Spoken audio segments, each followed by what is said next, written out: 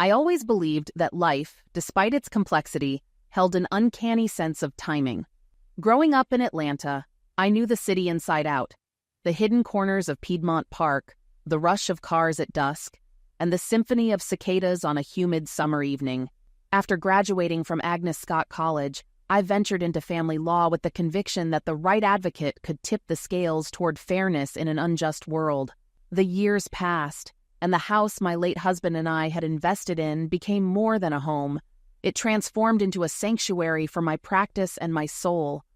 My office, nestled on the ground floor, faced the sun-dappled streets where stories of love, loss, and hope played out daily. The clients I represented were rarely strangers to hardship. It was in their voices and eyes reflected in shared cups of tea that I recognized both the vulnerability and quiet strength of those navigating shattered promises.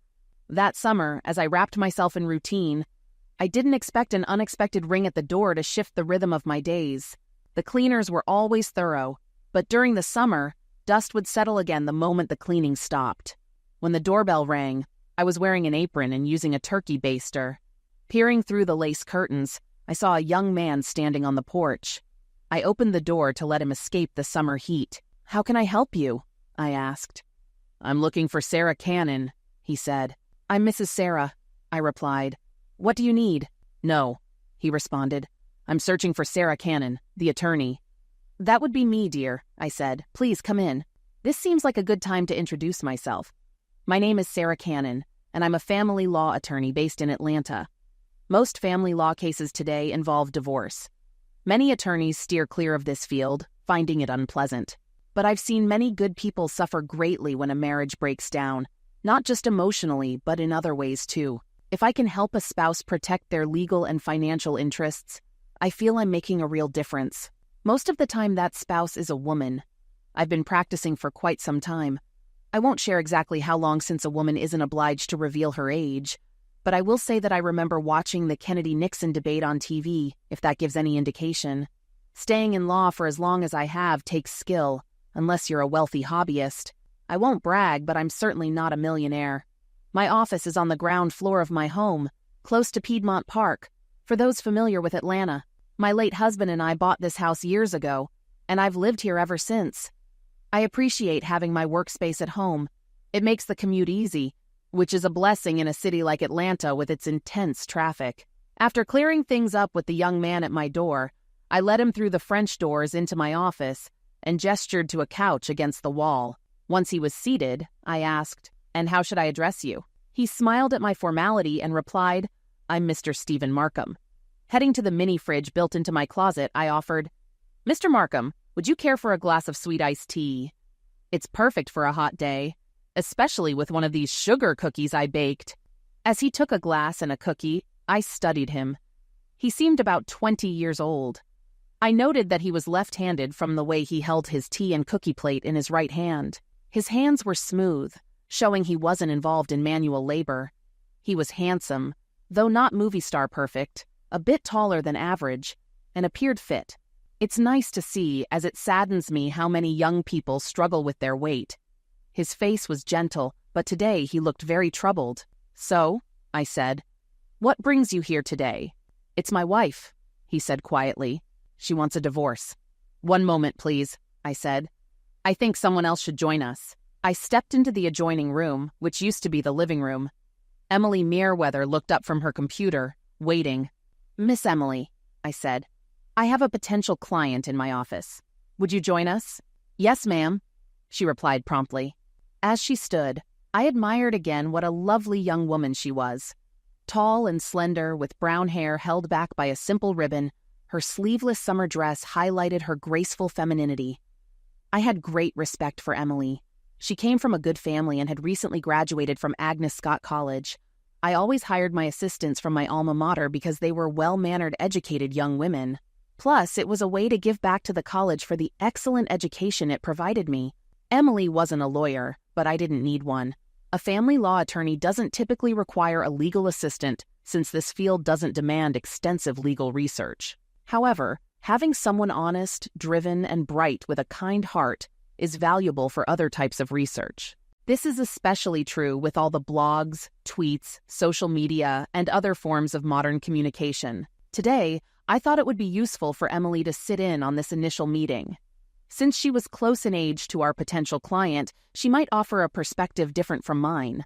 At the same time, hearing her take on a client gave me more insight into her. You can tell a lot about someone by how they perceive others. As we returned to my office, I noted approvingly that the young man stood as we entered. Good manners are rare these days, and I appreciate them. Mr. Markham, may I introduce my assistant, Miss Emily Merriweather. Miss Merriweather, this is Stephen Markham seeking our help with a potential divorce. Emily nodded politely. Once we were all seated, I said, Mr. Markham, please tell us your story. The young man launched into a complicated account of his marriage to his beautiful wife, Lola, whom he married just after college, their only child, Anita, whom he adored, and the sudden divorce filing that hit like lightning on a clear day.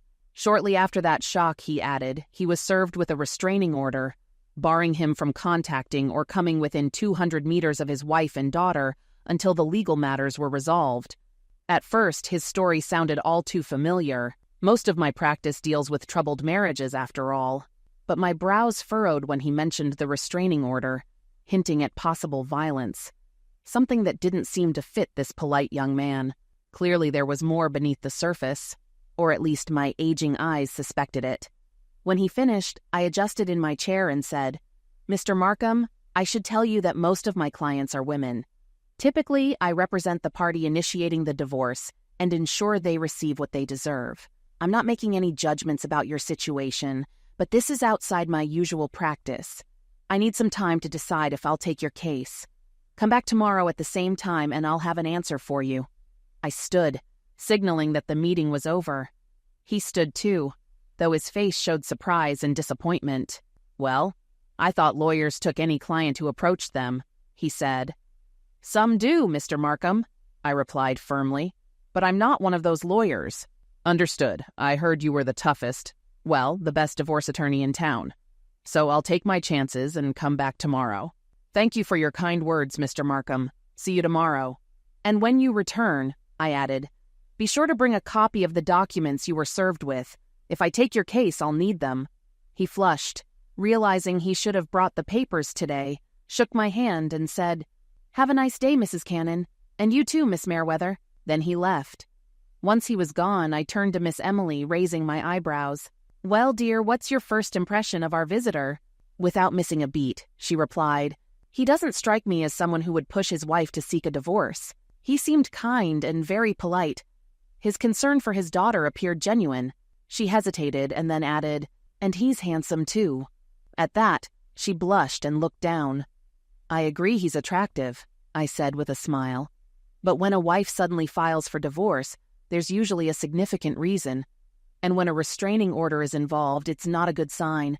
So before getting swept away by his looks and charm, I need you to do some online research. Find out what you can about Mr. Markham. I need it this afternoon so we can discuss it and I can decide about representing him. Yes, Mrs. Sarah, Emily said earnestly and hurried to her computer.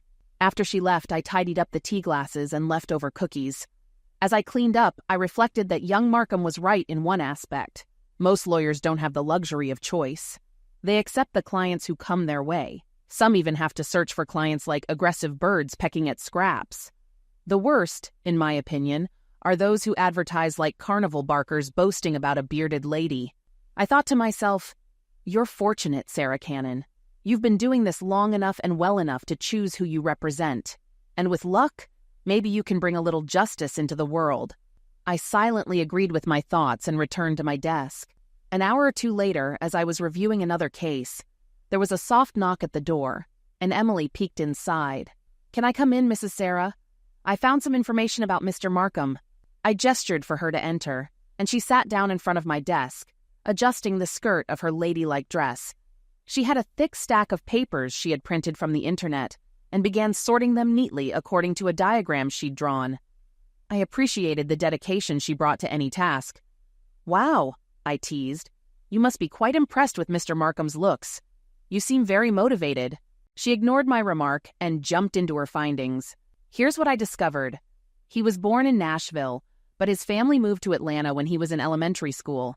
He graduated from Emory University with a degree in art about 6 years ago, so he's probably only 5 years older than I am. He's an artist and his paintings have been gaining some attention locally.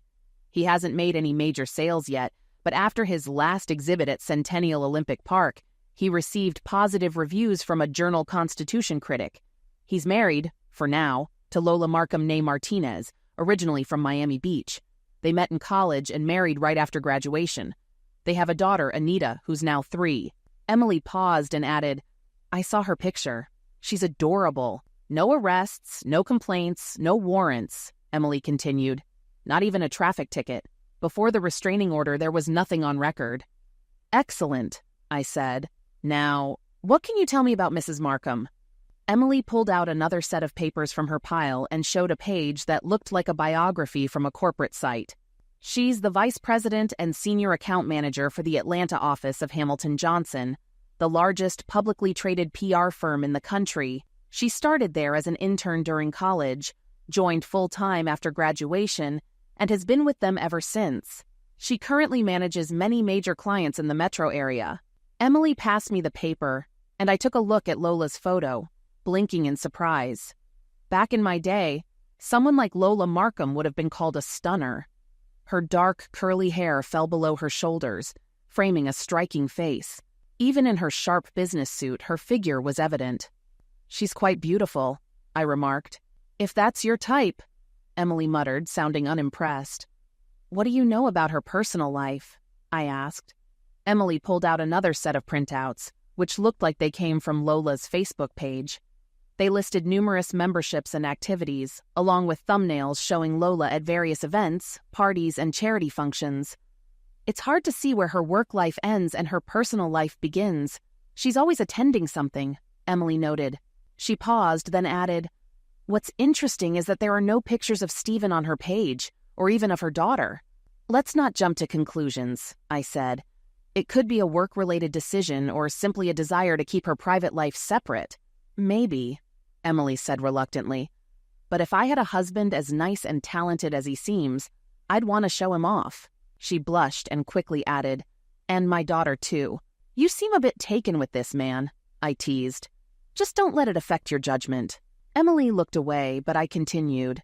"I do agree that Mr. Markham doesn't seem like the type to be unfaithful, and he certainly doesn't strike me as a threat to his wife or child. This tells me there's more to this situation than we know. I think I'll take his case after all." "Oh, I'm so glad, Mrs. Cannon," Emily exclaimed. The next day, Stephen Markham knocked on the door of my old house office once again. "Come in, dear, it's too hot to be outside," I said, welcoming him in. Inside, Emily was already seated, hands folded neatly in her lap. She looked up and greeted him warmly. "Nice to see you again, Mr. Markham." "The pleasure is mine, Miss Merriweather," he said, smiling. I noticed she appreciated that he remembered her name. "Let's begin," I said, sitting at the other end of the couch from Mr. Markham. "As I mentioned yesterday, I typically represent women in these cases, but Emily and I have found enough about your situation that piqued our interest. So, I've decided to represent you, Mr. Markham, if you're still interested." Relief spread across his face as he began to thank me. I quickly cut him off. "Hold your thanks, young man.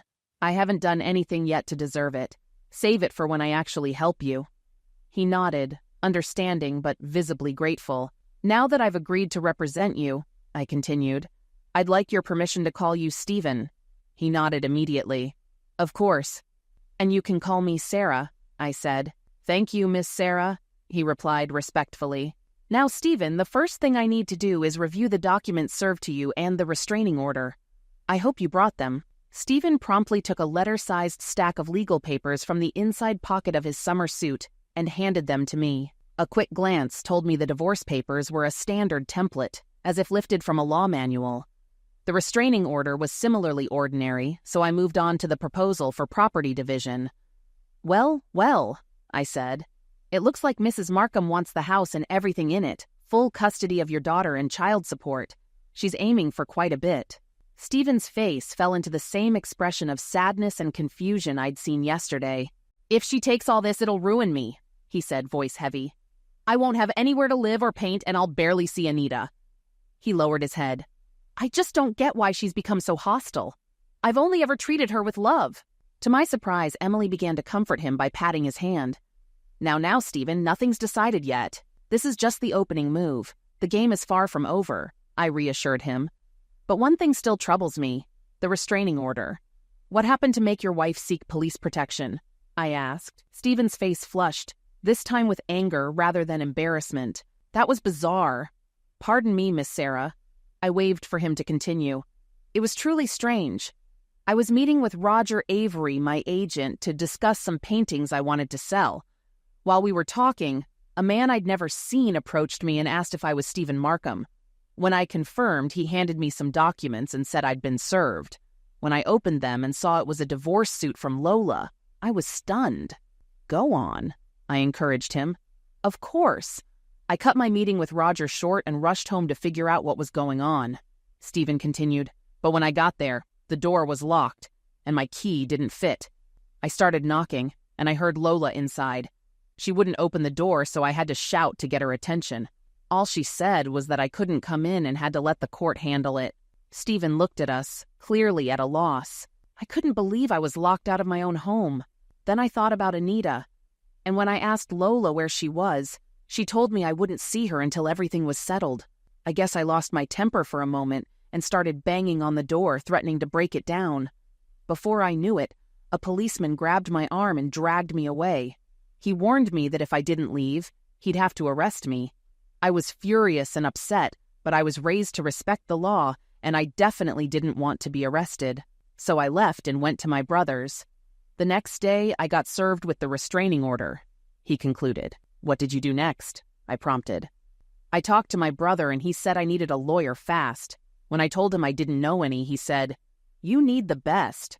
The best divorce lawyer in the city is Sarah Cannon. You better go see her right away.'" "I guess I should make a peach cobbler to thank your brother for that glowing recommendation," I said with a smile. Setting the legal papers aside, I looked at Stephen and Emily. "Before we do anything, I need more background information. Emily, take Stephen to your office and gather as much as you can about him, his life, family, friends, and acquaintances." "What exactly are you looking for, Miss Sarah?" Emily asked. "I'm not sure yet. I'll know when I see it," I replied. Emily didn't seem entirely convinced, but I knew she would do her best. I could see how eager she was to help Stephen. "Once you finish that, Stephen, I want you to tell Emily everything you know about Lola. Her job, her hobbies, her friends, everything. Don't worry if you forget something or don't know a detail. Emily is great at finding information online, and together, you'll cover everything. Now get to it. The sooner you work on this, the sooner we can move forward, and the sooner Stephen can see Anita again." They exchanged a determined glance and nodded. "Miss Sarah," Emily said with a shy smile, "we'll get it done." She took Stephen's hand and led him to her office. As the two walked through the French doors, already engaged in conversation, my thoughts went back to when Stephen was served with the divorce papers and the restraining order. One thing was certain. Lola Markham was meticulous. It was clear she had planned everything down to the minute, from serving the papers to securing the locksmith and having a policeman nearby when Stephen came home. She had also arranged for her lawyer to file the restraining order. I reminded myself not to underestimate her. It struck me that Lola didn't actually fear Stephen when she requested that order. Stephen was a gentleman who would never harm a woman, and Lola knew that better than anyone. So why did she need it? The answer seemed simple. She wanted to push Stephen to settle quickly, and taking his daughter from him was her strongest move. "I see what you're doing, Lola," I thought. "You're quite strategic." Another detail caught my attention about the divorce case. Lola had chosen Bolger, Willingham, and Howe, one of Atlanta's largest law firms, to represent her. It was intriguing because Bolger Willingham specialized in corporate law. I doubted they even had a family law specialist.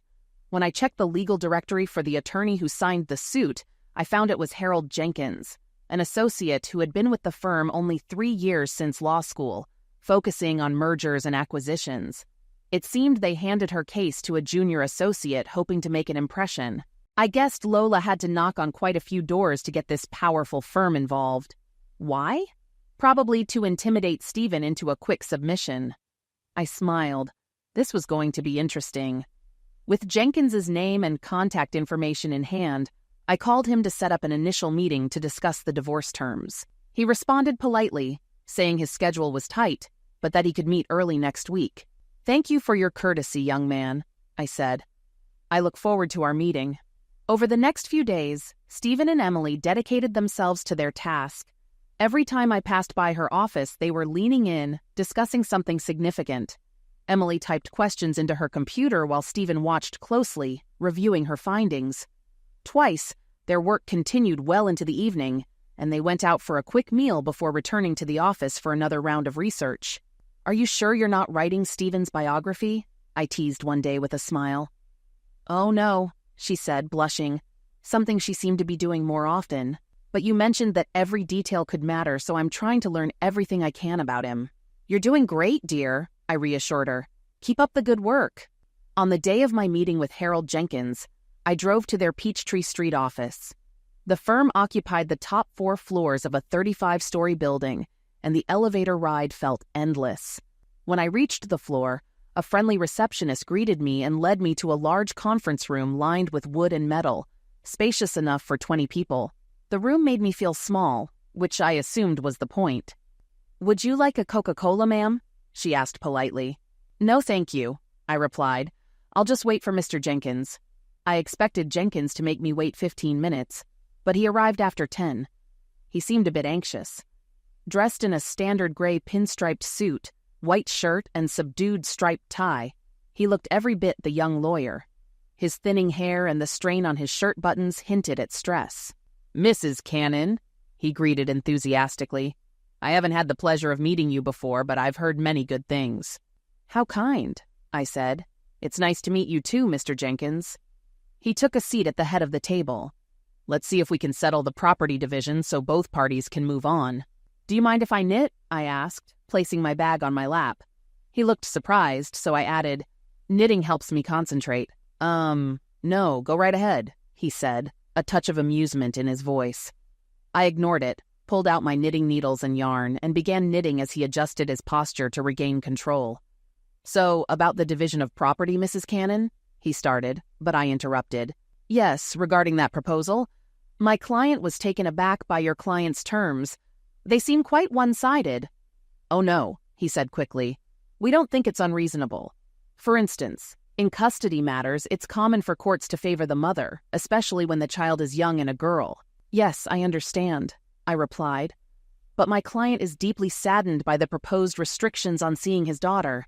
He misses her dearly and wants to see her far more often than a few weekends and a 2-week vacation each year. And with the current restraining order, he can't see her at all." "Yes, I'm sure this is difficult for him," Jenkins said calmly. "The sooner we reach an agreement, the sooner we can lift the restraining order and reunite him with his daughter." His smile was insincere, and I thought, this will come at a price. "Getting her back is my client's main concern," I agreed. "Good," Jenkins said, as if the custody matter were already settled. "Now let's move on to property division." "All right," I said. "Does my client have to lose not only the house but everything in it?" "Not at all, Mrs. Cannon. He's entitled to his clothes, toiletries, and personal items," Jenkins said with a smile that suggested he was making a significant concession. "We have no problem with that." "But what about the furniture and kitchen items? Does Lola expect Stephen to start over with nothing?" I questioned. Jenkins shook his head with a regretful but firm expression. "Mrs. Markham takes pride in her home. She's invested time and effort to create a space that reflects her taste. And considering their income differences, she provided most of the funds for the furnishings." When I stayed silent, he added, "Under these circumstances, she understandably doesn't want her work." He paused, dismantled in revenge by a hurt husband. "She insists on keeping what she's so carefully built." "Really?" I said. "But she can't lay claim to the paintings in his studio. I don't think she's even displayed his work in the house. Could she at least let him keep his own artwork?" "Remember, Mrs. Cannon, my client funded Mr. Markham's art studio," Jenkins said. He noticed my questioning look and elaborated. "You're familiar with his studio, correct?" I nodded, adding with a hint of irony, "Yes, I graduated from Agnes Scott College, Mr. Jenkins. I know what a studio is," and murmured, "And I know how to say it, too." He hurried to continue. "Given the incident where Mr. Markham reportedly became aggressive and had to be restrained by the police, Mrs. Markham is hesitant to concede any property she funded, except as already mentioned. This is interesting, I thought. He expected the question of the ownership of the paintings to come up and had prepared a careful response in advance. Jenkins, sensing an advantage, pressed on. Mrs. Cannon, please make it clear to your client that this entire unfortunate situation can be resolved, and his access to his daughter can be quickly restored if he simply signs the agreement we presented. Prolonging these negotiations will only lead to further delays, and I doubt it will change the outcome. I put my knitting back into my bag and stood up. All right, Mr. Jenkins, I will share your position with my client. I'm confident we can reconvene soon for a final resolution. Good, Mrs. Cannon. The sooner the better. Now, if you'll excuse me, I have another appointment. With that, Mr. Jenkins left, a barely concealed look of triumph on his face. I left the building, making sure to thank the receptionist on my way out. When I returned to my office, Stephen and Emily were waiting eagerly for news, so I invited them in to share what had happened. As I recounted my meeting with Mr. Jenkins, their faces grew somber. I feel like the whole meeting was pointless, Emily sighed. On the contrary, my dear, it was quite productive, I corrected her. I discovered 3 things today that might be very valuable to us. Really, Miss Sarah? Stephen asked, looking puzzled. What did you learn? First, I confirmed that your wife is using your daughter to pressure you into making a quick decision on her terms. Mr. Jenkins all but spelled out that this is their strategy, I explained. Stephen's expression darkened. Second, I found that your wife isn't just intent on keeping everything in the house. She's particularly focused on your paintings, I continued. But why would she care about those? Stephen burst out. They aren't even worth that much, and she hasn't shown interest in my work for ages. That's a very good question, Stephen, I replied. I'd like to know the answer to that myself. Emily chimed in. You mentioned 3 things, Mrs. Sarah. What was the third? I realized that Mr. Harold Jenkins is neither particularly skilled as a lawyer nor much of a gentleman, I said, crossing my arms and standing tall. I may need to ask for forgiveness for some of the thoughts I had about him today. I smiled at them both and said, Now that I've shared what I learned from Mr. Jenkins, would you like to share what you found out about Mr. Markham and his wife? Emily hurried to grab her growing stack of notes and printouts, and they settled side by side on the sofa to report their findings. After a brief exchange, Emily started with an overview of Stephen's background and family. Stephen then jumped in to tell how he and Lola met and got married. As they spoke, it amused me to see how they often finished each other's sentences, eager to showcase their discoveries. Good job, I praised them. Did you find out anything more about Mrs. Markham? Their tone shifted as they recounted Lola's life and career. It was clear neither of them enjoyed talking about her, but their opinions couldn't overshadow the impressive facts. At college, Lola had been active in service organizations, served as sorority president, and graduated in the top 10% of her class. At Hamilton Johnson, she had advanced from an entry-level assistant to vice president and senior account manager, faster than most employees figured out basic office navigation. Even Emily admitted, albeit reluctantly, that Lola was more than just a pretty face. She must be really skilled to climb the ladder that fast, and the number of high-profile accounts she handles is remarkable. Do you know who they are? I asked. Yes, Emily said, checking her notes before listing an impressive lineup of major Atlanta companies and institutions. Hold on, I interrupted. Did you say Avery International Art? Is that Roger Avery's company, your agent, Stephen? That's correct, Stephen said. Lola was the one who introduced me to Roger. It was an honor to work with such a well-known agent. And here's something else, Mrs. Sarah, Emily added. Lola also handles PR for Bolger, Willingham, and Howe. What a small world, I said, though inwardly I thought it seemed improper for a law firm to use a PR agency. As they continued discussing their findings, my mind wandered as I pieced together everything I had learned. I had several potential theories, but no solid conclusions. If we were to move forward, I would need some outside assistance. The young pair seemed ready to continue their presentation well into the evening, so I interrupted again. Sorry to interrupt, but I think it's time for me to reach out to an old friend. I need to do this before it gets too late, so why don't you two wrap up for today, and we'll pick this up again tomorrow. After they left my office, I began rummaging through my desk drawers. Where did I put that church directory? When Emily and Stephen came into my office the next morning, they were surprised to see me speaking with an older African-American man they hadn't met before. I quickly stood to introduce them. "Mr. Rayford, this is my assistant, Miss Emily Merriweather," I said. She nodded politely, though a bit unsure. "And this is Mr. Stephen Markham, the client I mentioned." "Hello, hello," Mr. Rayford greeted them warmly. "Emily, Stephen, meet Mr. Lucius Rayford. He's the gentleman who cleans my office." Emily and Stephen tried to hide their surprise, but it was clear they felt embarrassed. "Lucius and his wife Mabel are dear friends of mine," I explained. "We attend the same church, and he's agreed to lend us a hand." I turned to Mr. Rayford, taking his arm.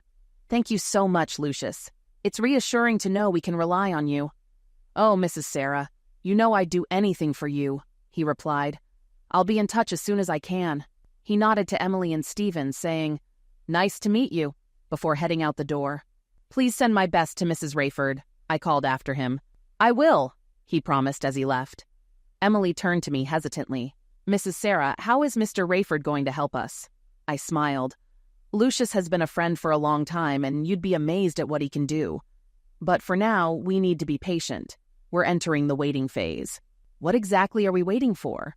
Emily asked, looking unsure. "I'm not completely sure," I admitted with a smile. "But I'll recognize it when I see it. In the meantime, I want you to keep digging into your research.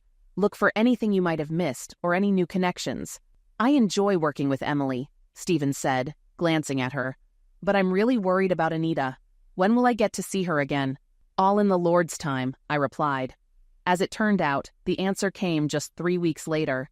That afternoon, Mr. Rayford returned with a large envelope, and I had just finished reviewing its contents when Emily and Stephen came into my office.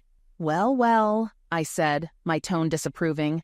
"I didn't expect to find something like this, especially so soon." "It's quite something, isn't it?" Lucius agreed. I leaned over, gave Lucius a hug, and kissed his cheek. "Thank you so much, dear. You've been an enormous help. We need to have you and Mabel over for dinner soon." "That sounds wonderful, Mrs. Sarah," he said. "We're looking forward to it." Once he left, I turned to Emily and Stephen with a smile. "I think we're nearly ready for the final phase." Just then, my phone rang. I saw the number on the display and signaled for Emily and Stephen to stay. "Yes, this is Mrs. Cannon. I'm happy to wait for Mr. Jenkins," I said. A minute passed, then another. "Hello, Mr. Jenkins. Nice to hear from you again. Yes, I've had the chance to discuss your client's proposal with Mr. Markham. I think we're at a point where we can reach a mutually agreeable resolution. How about we meet at your office as soon as possible for all parties?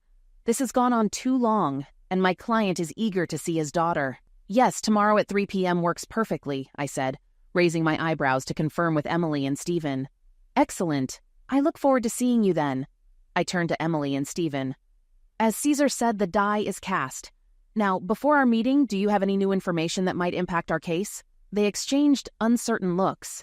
Their fidgeting reminded me of schoolchildren eager to please but unsure of the right answer. Emily finally spoke up. "Mrs. Sarah, we've spent countless hours going over everything, but all we found was one small coincidence that didn't seem significant." "What is it?" I asked. She hesitated before saying, "We realize that Bolger, Willingham, and Howe and Hamilton Johnson are in the same building, but we didn't think it was important." I smiled. "That's all right, dear. You and Stephen did excellent work. In fact, Mr. Rayford also pointed out that same coincidence." Emily stayed silent, but Stephen spoke up. "Why does that matter, Mrs. Sarah?" "It just means it was easier for Lola to visit her lawyer." "You're right, Stephen, but there are too many coincidences in this case. Now, if you'll excuse me, it's late, and I have a lot of preparation to do before tomorrow. You two should get some dinner. See you in the morning so we can head to Peachtree Street together." I wasn't exaggerating when I said I had a lot of work to do. I stayed at it late into the night and continued the next morning, ensuring everything was perfect. Though tired, I felt accomplished and ready to put an end to this drawn-out process. The three of us walked to Bolger, Willingham, and Howe's offices in silence. The sweltering heat outside and the nerves inside kept us from chatting. We were shown into the same imposing conference room as before, and this time we waited for 20 minutes. He must be feeling confident today, I thought. Mr. Jenkins finally made his entrance, offering an insincere apology for his delay. "I'm sorry for keeping you waiting," he began. "I was on a long international call." "No need to apologize, Mr. Jenkins," I said with a slight smile. "We all understand how important you are." Jenkins lifted his head slightly, likely wondering if I was being polite or sarcastic. Just then, there was a soft knock at the door, and he opened it to let in a young woman. "Mrs. Cannon," Jenkins said in a showy manner, "I don't believe you've had the pleasure of meeting Lola Martinez Markham." I felt Stephen tense beside me at the sight of his estranged wife. He won't take long to move past her, I thought. Leaning over, I shook her hand. "Hello, Mrs. Markham. It's unfortunate that we're meeting under these circumstances." She had that polished look many young women strive for these days, which I never found particularly appealing. She returned my greeting with a tight smile and sat down, crossing her legs in a way that made her short skirt ride up, showing too much thigh. Her partially unbuttoned shirt showcased her ample cleavage, clearly chosen to remind Stephen of what he had lost. She wanted to wound him, I noted. After introducing Stephen and Emily, Jenkins, aiming to take control as before, looked at me with a patronizing smile. "I see you brought your bag again, Mrs. Cannon. Are you planning to knit?" I smiled back. "No, I have other plans for it today." Jenkins spread his hands theatrically. "Let's start by reviewing my client's proposal." "Actually," I interjected, "we should begin by reviewing our counterproposal." Jenkins looked stunned but quickly recovered. "Of course, Mrs. Cannon. Ladies first. We weren't aware you had a counterproposal. Let's hear it." Lola shot him a displeased look, clearly not in agreement. Ignoring their exchange, I began. "Regarding the house Mr. and Mrs. Markham shared, we propose that Mrs. Markham vacate it immediately, relinquishing her claim to it in favor of Mr. Markham." "What?" Lola shouted, turning to Jenkins. "She can't do this!" Jenkins placed his hand over hers to calm her and turned to me indignantly. "Mrs. Cannon, what makes you think Mrs. Markham would agree to such an outrageous demand?" I focused on Lola. "Mrs. Markham, you're an impressive young woman. In just 3 years, you've built a career that others work decades for. You clearly have the looks, intelligence, and skill to achieve this." Despite her irritation, I could see she was taking in my praise. Little daffodil, I thought. "However," I continued, "it's hard to imagine anyone achieving so much so quickly without relying on certain other talents." I pulled a photo from my bag and handed it to her face down. When she turned it over, her expression turned to shock. "Where did you get this?" she demanded. Jenkins grabbed the photo, his eyes widening as he realized what he was looking at. The black and white image depicted an explicit scene involving Mrs. Markham. Stephen and Emily gasped when I handed them copies, and Emily leaned in to quietly calm Stephen. Jenkins, lacking such restraint, blurted out, "Who is this?" "This," I said, "is Mr. Warren Lewisone, managing director of the Atlanta branch of Hamilton Johnson. He is, I assume, your boss, Mrs. Markham." Jenkins looked stunned as I added, "It seems your client hasn't been completely honest about her reasons for seeking a divorce." Lola began to argue, but Jenkins shot her a stern look, regaining control. "While this photo may depict an office relationship, it's not relevant to the matter at hand. Georgia is a no-fault divorce state, meaning the court won't consider infidelity. Any affair would be irrelevant," Jenkins stated, regaining his confidence. "Furthermore, it's impossible to prove when this occurred. It could have happened after Mrs. Markham decided to end her marriage, making it ex post facto." "That's true, Mr. Jenkins," I agreed. "But if you and Mrs. Markham take a closer look at the setting, you'll see this took place in Hamilton Johnson's office in this very building. If the relationship became known to the company's directors and shareholders, they might not react well. It would violate the company's code of ethics, which forbids relationships between managers and subordinates, and they might question the real reason behind Mrs. Markham's swift rise to the top." As the weight of my words sank in for Jenkins and Lola, I offered them an option. "However, I don't see any reason for anyone else to view this photo or dwell on its implications. That is, if we can agree to our proposal regarding the Markham house." Jenkins and Lola immediately began whispering to each other. Though I couldn't make out the words, their tense exchange was clear. I glanced at Stephen and Emily. Emily, still visibly shocked by the photo, had managed to compose herself and was now trying to calm Stephen. From her cold glare across the table, it was obvious she wouldn't be sending Lola a friend request anytime soon. Stephen's expression was a mix of pain and anger, a combination I'd seen on many clients' faces before. I cleared my throat loudly to cut through Jenkins and Lola's conversation. "Moving on to our second counterproposal," I said. "This pertains to custody of Anita. We propose that full custody be granted to Stephen Markham, with Lola receiving only limited visitation, subject to the father's discretion." Both Lola and Jenkins were visibly shocked, and Jenkins quickly spoke up. "Mrs. Cannon, that's preposterous. No court would grant sole custody to the father unless the mother were incarcerated. This is absurd." "Interesting that you'd mention that, Mr. Jenkins," I replied smoothly. "Perhaps you'd be kind enough to look at this document." I handed out copies of a letter printed on the letterhead of a major New York art dealer addressed to Roger Avery. The letter was an offer to buy several of Stephen's paintings for a significant sum. Jenkins looked confused. "I don't see how this is relevant to today's discussion." Before I could respond, Stephen spoke up, unable to hold back. "This letter is dated over a month ago. Avery never mentioned it to me. I didn't know there was any deal to sell my paintings." "Exactly, Stephen," I said. "You didn't know, but I suspect Mr. Avery may have shared this information with your wife." Lola avoided my eyes, so I pressed on. "I wondered why she was so insistent on keeping your paintings, especially when she never showed interest in them before.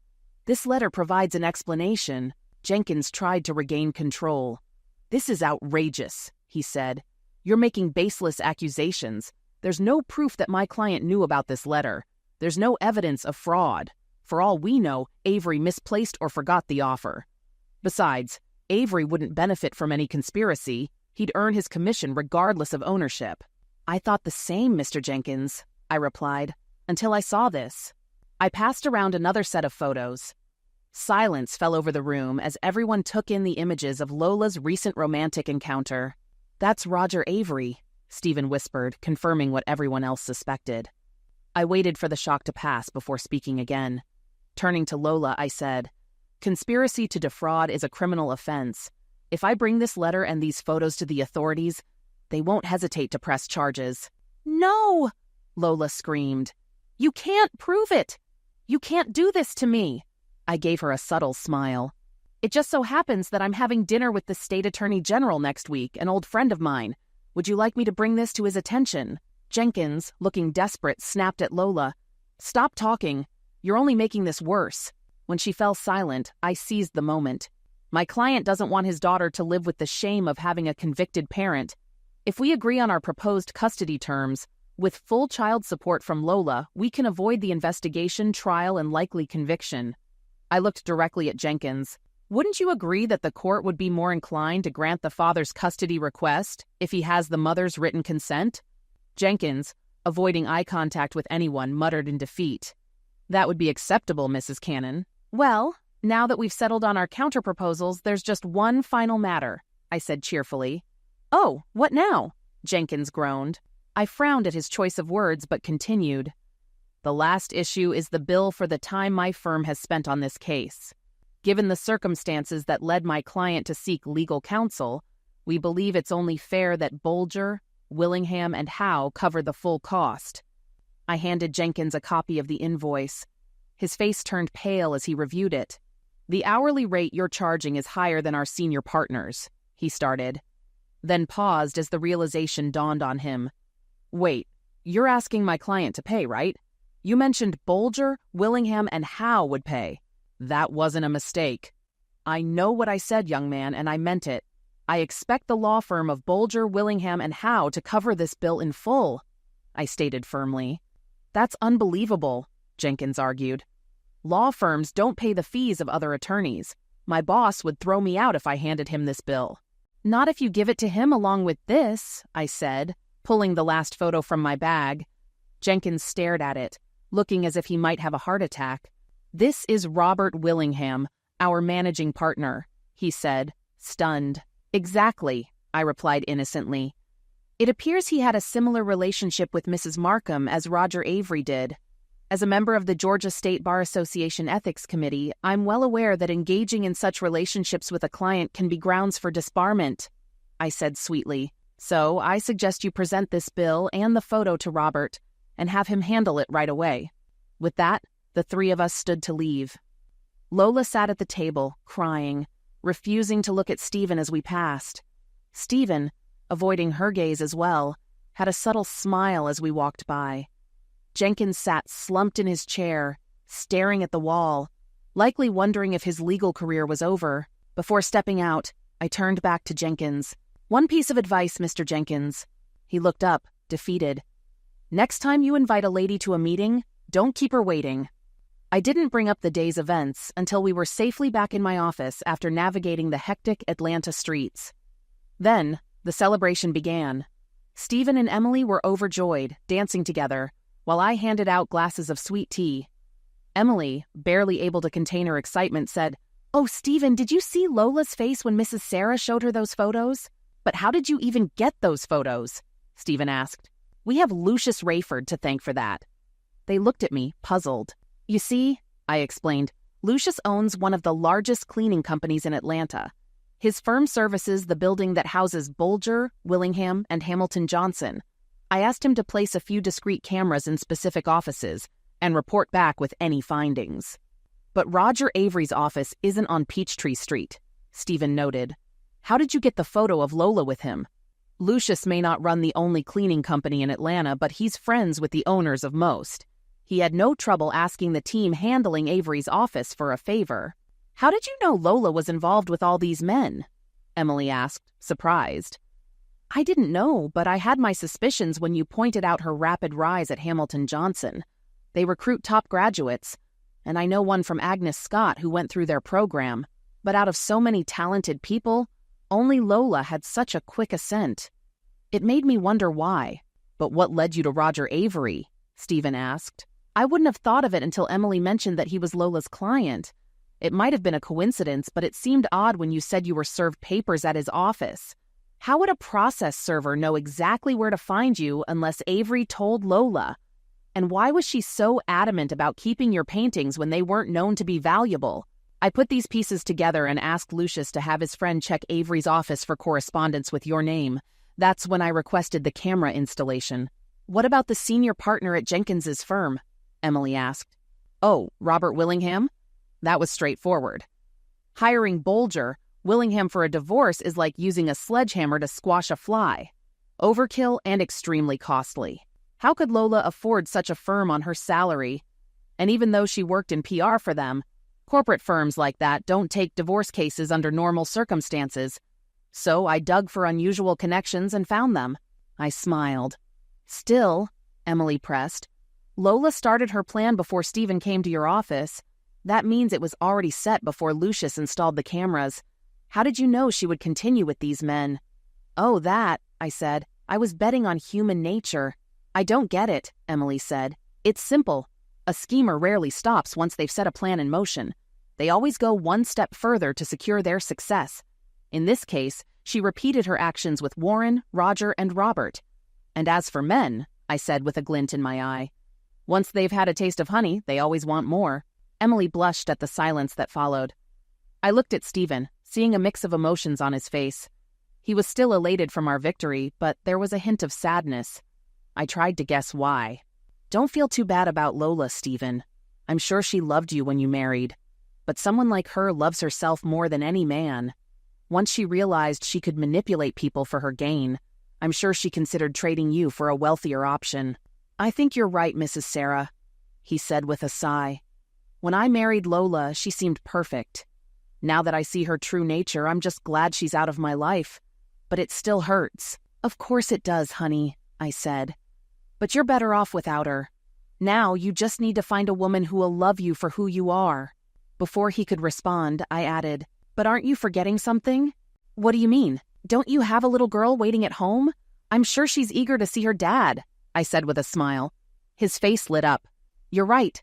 It all happened so fast I almost forgot." He started to leave, then turned to Emily and asked, "Would you like to come with me and meet Anita?" Emily's eyes softened. "Yes, I'd really like that." They headed for the door together, and as they walked to the car, I noticed they were holding hands. Back at my desk, I made a note on my calendar for the next morning. Call the Dean of Students at Agnes Scott. Better start preparing. I have a feeling I'll need a new assistant soon. The summer sun began to dip below the horizon, casting long, golden beams across the room as I sat back in my chair and watched them walk away. The gentle rustle of leaves outside mixed with the faint laughter of children playing somewhere down the street. My mind drifted as I thought about the twists and turns of this case, the calculated risks, the surprises, and ultimately the triumph that restored a father's hope. I glanced around my office, familiar yet different in the warm evening light. The framed certificates, photos of clients turned friends, and small mementos from decades of practice seemed to reflect back at me with a quiet satisfaction. This was why I'd chosen this path. Not for accolades or financial gain, but for moments like these. Moments when justice was not just a word, but a tangible victory. With a sigh, I picked up the phone, the habit ingrained in me after all these years. I dialed a number and waited for the soft, familiar voice on the other end. "Mabel, it's Sarah. You tell that husband of yours he's earned himself a dinner of fried chicken and peach cobbler. Saturday night good for you both?" The laughter that came from Mabel was like a balm, rich and warm. "Oh, Sarah, you spoil us. We'll be there with bells on." I set the receiver down, a smile pulling at my lips as I thought of Lucius's diligent work and the quiet ways he'd helped me, not just this time, but over the years. Outside, the streetlights flickered to life, casting their glow on the familiar paths of Piedmont Park. Life went on, sometimes in a complicated tangle, but tonight it felt like a symphony in perfect harmony. The city I'd grown to love, with all its flaws and triumphs, embraced the stories it held, the stories of love, betrayal, resilience, and yes, justice. And as for young Emily and Stephen, well, their story was just beginning, and I, Sarah Cannon, would watch with the same hope and affection I had for all my protégés who crossed the threshold of my life. After all, there was something about the quiet strength in beginnings, especially the unexpected ones, that always made this old heart believe in the magic of second chances. With a final sip of my sweet tea, I made another note in my planner. This one was simple. The next case will come. Be ready. And I would be.